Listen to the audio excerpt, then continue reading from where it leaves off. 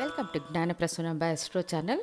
ఇవాళ వీడియోలో ఒక గ్రహం తన స్వంత నక్షత్రంలో ఉంటే ఎలాంటి ఫలితాలను ఇస్తుందో తెలుసుకుందాము. గ్రహాలు 3 విధాలైన వ్యవస్థలలో పనిచేస్తాయి.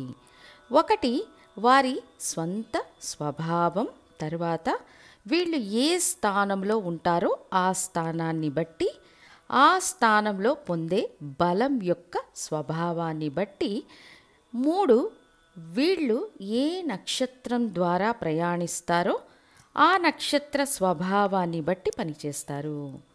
ఈ స్థితిలో ఒక్కొక్క గ్రహానికి స్వంత నక్షత్రం ఉంటుంది. ఇక ఒక గ్రహం తన స్వంత నక్షత్రంలో ఉంటే మంచిదా అంటే కొన్ని సందర్భాలలో మంచిది, పలు సందర్భాలలో ఇలాంటివి ఏమీ లేవన్నది కూడా నిజం. రవి గ్రహాన్ని మొదలుకొని అన్ని గ్రహాలు వాళ్ళ స్వంత నక్షత్రాలలో ఏ స్థానాలలో ఉన్నారనే దాన్ని బట్టి మీకు ఎలాంటి ఫలితాలు ఉంటాయనేది అర్థమవుతుంది. రవి యొక్క నక్షత్రాలైన కృత్తిక, ఉత్తర పాల్గొని, ఉత్తరాషాఢ, ఇందులో కృత్తికా నక్షత్రం మేషంలో, వృషభంలో వ్యాపించి ఉంటుంది. రవి కృత్తికా నక్షత్రం మొదటి పాదంలో ఉన్నప్పుడు స్వంత నక్షత్రం ఉచ్చస్థానం అనే బలాన్ని, మేషంలో ఉన్నప్పుడు వృషభంలో ఉన్న కొంతవరకు మంచి ఫలితాలను ఇస్తారు. అదేవిధంగా సింహంలో ఉత్తరా పాల్గొని మొదటి పాదంలో ఉంటే స్వంత రాశి, స్వంత నక్షత్రం అనే బలాన్ని పొందుతారు. కన్యలో తన నక్షత్రంలో ఉన్న తీవ్రమైన శత్రుత్వం ఉండదు. దాని తర్వాత ఉత్తరాషాఢ నక్షత్రం అని చూస్తే ధనుస్సు మిత్రస్థానం, తన స్వంత నక్షత్రంలో ఉండడం మంచిది. అదే సమయం మకరంలో తన స్వంత నక్షత్రంలో ఉన్న ఉత్తరాయణ పుణ్యకాలం అనే అద్భుతమైన స్థితిని పొందుతారు. సో రవి తన స్వంత నక్షత్రాలలో ఉండడం మంచిది. చంద్ర భగవానుడు తన స్వంత నక్షత్రాలైన రోహిణి, హస్త, శ్రవణ నక్షత్రాలలో రోహిణిలో ఉన్నప్పుడు స్వంత నక్షత్రం ఉచ్చబలాన్ని పొందుతారు. హస్త నక్షత్రంలో తన స్వంత నక్షత్రం తన కుమారుడైన బుధుని స్థానంలో ఉన్నప్పుడు పెద్దగా నెగటివ్ ఫలితాలను ఇవ్వరు. అయితే శని భగవానుని స్థానమైన మకరంలో తన స్వంత నక్షత్రంలో ఉన్న వైవాహిక జీవితంలో చిన్న చిన్న ఇబ్బందులు, సమస్యలను ఎదుర్కొంటారనేది వాస్తవం. అది కూడా శుక్లపక్షమా, కృష్ణపక్షమా, ఇతర పాపగ్రహాల కలయికపై ఆధారపడి ఉంటుంది. ఆ విధంగా చూచినప్పుడు చంద్రుడు తన స్వంత నక్షత్రంలో ఉంటే 75% మంచిదే అని చెప్పవచ్చు. ఇక కుజుడి నక్షత్రాలు 2 రాసుల్లో వ్యాపించి ఉంటాయి. మృగశిర నక్షత్రం వృషభం మరియు మిథునంలో, చిత్తా నక్షత్రం కన్య మరియు తులారాశిలో, ధనిష్ఠా నక్షత్రం మకర, కుంభరాశుల్లో వ్యాపించి ఉంటాయి. ముఖ్యంగా తన శత్రు రాశుల్లో నక్షత్రంగా ఉంటారన్నా కూడా సహజ శుభగ్రహస్థానమైన వృషభంలో తన నక్షత్రంలోనే ఉండడం దోషం అని తీసుకోకూడదు. ఈ స్థానంలో కుజుడు బలంగానే ఉంటారు. అయితే అదే సమయం కుజుడు మిథునంలో స్వంత నక్షత్రంలో ఉన్న కొంత వ్యతిరేక ఫలితాలను ఇస్తారు. ఎందుకంటే కుజుడికి ఇది శత్రుస్థానం. సో మిశ్రమ ఫలితాలు ఉంటాయి. ఇక కన్యా రాశిలో తన స్వంత నక్షత్రంలో ఉన్నప్పుడు తీవ్రమైన బాధలను కలిగించే వ్యవస్థలో ఉంటారు. అదే సమయం తులలో చిత్తా నక్షత్రంలో ఉన్నప్పుడు దోషం అని తీసుకోకూడదు. ఎందుకంటే ఇది సహజ శుభగ్రహస్థానం. ఇక్కడ తన నక్షత్రంలో ఉన్న కుజుడు తన స్వంత రాశి మూల త్రికోణ రాశిని వీక్షించే వ్యవస్థలో ఉంటారు. ఇక మకరం ధనిష్ఠా నక్షత్రంలో ఉన్నప్పుడు ఉచ్చస్థానంలో స్వంత నక్షత్రంలో ఉన్నారనే బలంతోనూ, కుంభంలో సమ ఉచ్చం అనే బలాన్ని పొందుతారు. కాబట్టి పెద్దగా బాధకాన్ని కలుగజెయ్యరు. సో కుజుడు తన స్వంత నక్షత్రాలలో ఉన్నప్పుడు 60% మంచి ఫలితాలనిచ్చే అర్హతను కలిగి ఉంటారు. ఆ తరువాత రాహు భగవానునికి స్వంత రాశి ఉండదు, కానీ స్వంత నక్షత్రాలు ఉంటాయి. ఇవి మిథునం, తుల, కుంభరాశుల్లో అమరి ఉంటాయి. ఈ స్థానాధిపతులందరూ రాహువుకు మిత్రగ్రహాలు. బుధుడు, శుక్రుడు, శని భగవానుడు.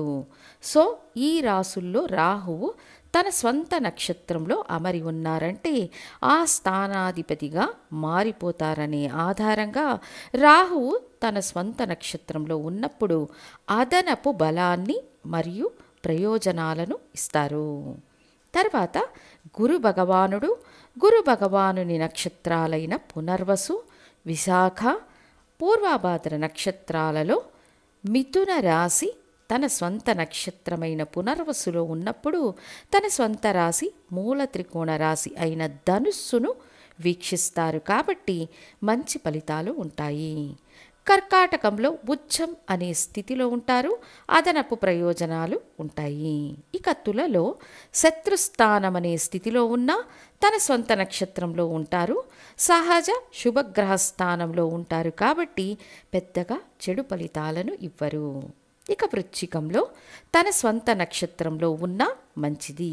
వృశ్చికం వల్ల బాధింపబడని ఒకే గ్రహం గురు భగవానుడు. కాబట్టి ఇక్కడ కూడా సమస్యలను ఇవ్వరు. కుంభంలో పూర్వాభాద్ర నక్షత్రంలో ఉన్న స్థిర రాశిలో ఉన్న గురువు మంచి ప్రయోజనాలని ఇస్తారు. అంతేకాక మీనంలో తన స్వంత నక్షత్రం, స్వంత రాశి అనే బలాన్ని పొందుతారు. కాబట్టి స్వంత నక్షత్రంలో ఉన్న గురువు 100% మంచి ప్రయోజనాలను ఇస్తారు. దాని తరువాత శని భగవానుని నక్షత్రాలు అన్నప్పుడు పుష్యమి, అనురాధ, ఉత్తరాభాద్ర. ఇందులో పుష్యమి నక్షత్రంలో ఉన్నప్పుడు తన స్థానాన్నే తాను వీక్షిస్తారు అన్నా కూడా విద్యలో అడ్డంకులు, తల్లికి సమస్యలు, జాతకుడికి శారీరక అనారోగ్యం వంటి వాటిని ఇవ్వడానికి వెనుకాడరు. పుష్యమి ఒక మంచి నక్షత్రం అయినప్పటికీ శని ఇక్కడ అమరి ఉన్నప్పుడు శత్రుస్థానం అనే స్థితిని కలిగి ఉంటారు. ఇక అనురాధ నక్షత్రంలో ఉన్నప్పుడు ఇక్కడ కూడా శత్రుస్థానం అనే స్థితిలో ఉండి తన స్థానమైన మకరాన్ని వీక్షిస్తారు. సో మకరాన్ని వీక్షించే యోగ్యత కర్కాటకంలో ఉన్న, వృశ్చికంలో ఉన్న ఏర్పడుతుంది. తర్వాత ఉత్తరాభాద్ర నక్షత్రంలో అమరి ఉన్నప్పుడు ఒక శుభగ్రహ స్థానం. ఒక విధంగా శని శాంతమూర్తిగా ఉంటారు. కాబట్టి పెద్దగా హాని చెయ్యరు. అప్పుడు 50-50 చాయిస్ అనే విధంగా శని భగవానుడు తన స్వంత నక్షత్రంలో ఉంటారు. శని భగవానునికి తరువాత శుక్ర భగవానుని తీసుకుంటే భరణి, పూర్వ పాల్గుని, పూర్వాషాఢ అనే 3 నక్షత్రాలు శుక్రునికి అతి మిత్రక్షేత్రాలు అనబడని స్థానాల్లో ఉంటాయి. మేషంలో తన స్వంత నక్షత్రంలో శుక్రుడు ఉండి తన స్థానాన్ని వీక్షిస్తారు. కాబట్టి పర్వాలేదు అన్నా సింహంలో తన స్వంత నక్షత్రంలో ఉండి సింహరాశిని బలపరచుతారు, తన బలాన్ని కోల్పోతారు. ఇక ధనుస్సు సమ ఉచ్చ స్థానం. కాబట్టి ఇక్కడ తన స్వంత నక్షత్రంలో ఉంటే అదనపు బలం శుక్రునికి ఏర్పడుతుంది అని చెప్పవచ్చు. సో స్వంత నక్షత్రంలో ఉన్న శుక్రుడు 75% మంచి ఫలితాలనిచ్చే అర్హతను కలిగి ఉంటారు. తర్వాత బుధుడు ఆశ్లేష, జ్యేష్ఠ, రేవతి ఇవి 3 బుధుడి నక్షత్రాలు. స్వంత నక్షత్రంలో ఉంటే అధికంగా ఆటంకాలను ఏర్పరిచే గ్రహం బుధగ్రహం. కర్కాటకం కానీ, వృశ్చికం కానీ, మీనం కానీ బుధుడికి పెద్దగా మంచి చేసే స్థానాలు కాదు. జ్ఞానకారక గ్రహమైన బుధుడు జలరాశులని ఈ స్థానాలలో బలాన్ని కోల్పోతారు.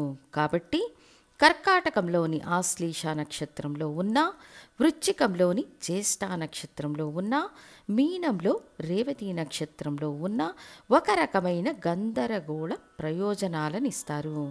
ఇందులో మీనంలో ఉన్నప్పుడు నీచభంగం ఏర్పడినప్పుడు మాత్రమే మంచి తెలివైన వ్యక్తులుగా తయారవుతారనేది మనం గమనించవలసిన విషయం. అప్పుడు బుధుడికి స్వంత నక్షత్రంలో ఉండడం అనేది 40% తక్కువ ప్రయోజనాలను ఇస్తుంది.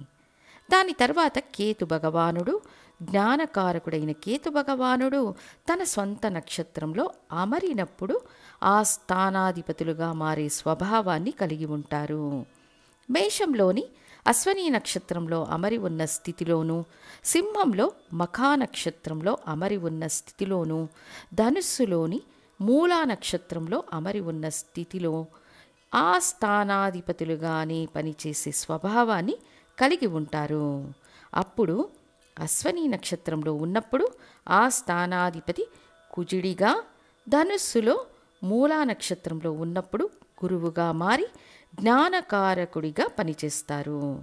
అయితే సింహంలోని మఖా నక్షత్రంలో ఉంటే వ్యతిరేక ఫలితాలనిస్తారు. ఇక్కడ రవి భగవానునిలాగా మారి పనిచేసిన రవికి కేతువుకు అంత మంచి సంబంధం ఉండదు. కాబట్టి ఇక్కడున్న కేతువు పూర్వీకంలో సమస్యలు, సంతాన వృద్ధికి సమస్యలను కలిగిస్తారు. సో కేతు భగవానునికి స్వంత నక్షత్రం 70% మంచి ప్రయోజనాలను ఇస్తుందని తెలియజేస్తూ మళ్ళీ ఇంకొక ముఖ్య వీడియోతో మీ ముందుంటాను. ధన్యవాదాలు.